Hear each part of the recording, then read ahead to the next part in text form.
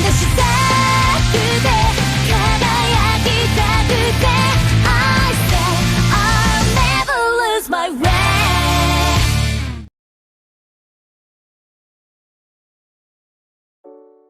Halo semuanya, selamat datang kembali di channel Tidak Pernah Lulus. Ini hari Sabtu, jadi saatnya bahas Ultraman Arc. Episode terbaru, tepatnya episode 20.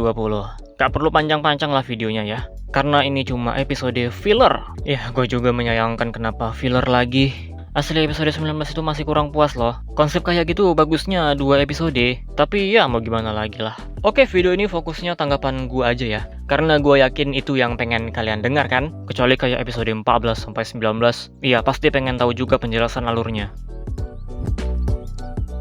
Episode kali ini untuk Ban, kita dikasih lihat hubungannya dengan anaknya, tapi sayangnya dramanya nggak dapet. Gua beneran bingung hubungan mereka ini gimana. Apakah sebenarnya renggang atau enggak? Ya gimana gitu, nggak ada penjelasannya. Cuma dikasih scene saling-saling lihat, terus di akhir saling ngomong, ya udah gitu doang. Gua ngerti inti ceritanya gimana, tapi secara pendekatan ini masih sangat-sangat kurang. Harusnya kalian paham lah maksud gua apa ya. Pendekatannya ini yang sangat-sangat kurang. Malah bagusan drama di episode 2. Cuma sayangnya episode 2 itu actingnya cringe parah. Ditambah lagi dengan sinematografinya yang juga terbilang malas. Cuma bagus di bagian pindah-pindah POV.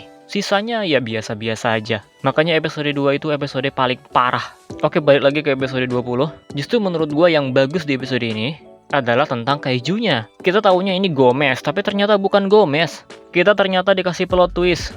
Gomeznya muncul mencari mangsa, tahu-tahu dia mendaki gunung, dan tahu-tahu lagi dia terbang. Ternyata bukan Gomez, malah alien. By the way, musuh asli di episode ini, alien yang menyamar jadi Gomez, sepertinya terinspirasi dari Prisma, musuh yang juga muncul di Ultraman Jack, tepatnya episode 35. Bentuk mereka berdua ini hampir sama tuh.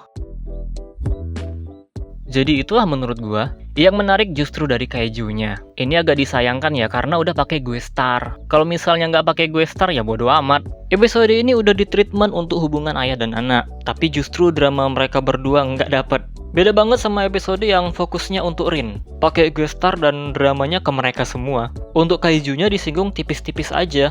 Makanya untuk episode ini gue merasa aneh. Treatment awalnya hubungan ayah dan anak, tapi yang bagus malah kaijunya. Ini pendapat gue aja sih. Yang menjual di episode ini justru dari kaijunya, bukan dari gue starnya, dan bukan dari drama ayah dan anak.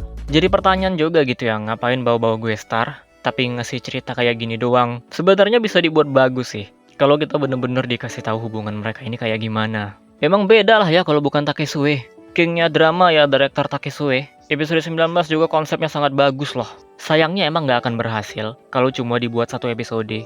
Tapi gue gak akan bilang episode 20 jelek ya. Meskipun secara cerita dan drama ini gak dapat bagi gue, tapi sinematografi di episode ini sangat-sangat kreatif. Gak monoton, sebagai penonton enak liatnya. Banyak banget shot-shot atau angle kamera yang keren. Kalau diam-diam doang itu gue bilangnya sinematografi males. Tapi yang di episode ini gak males. Mungkin itu aja sih yang bisa dibahas, karena ini episode filler juga. Jadi kesimpulannya secara cerita, sangat disayangkan udah pakai gue star, pengen ada hubungan ayah dan anak, tapi dramanya nggak dapet. Tapi untuk bagian kaijunya ini menarik karena kita dikasih plot twist. Dan tentu saja sinematografi yang nggak males. Kalau seandainya episode ini bukan filler, gue bakal bilang ini absolute cinema. Sama kayak episode 3 kan, itu gue bilang absolute cinema coy. Yaudah segini aja lah video kali ini. Menurut kalian gimana? Ya silahkan aja komentar di bawah. Dan jangan lupa Sabtu depan akan ada kemunculan King of Mons. Jadi kita close saja videonya seperti biasa. Terima kasih telah menonton and see you next time.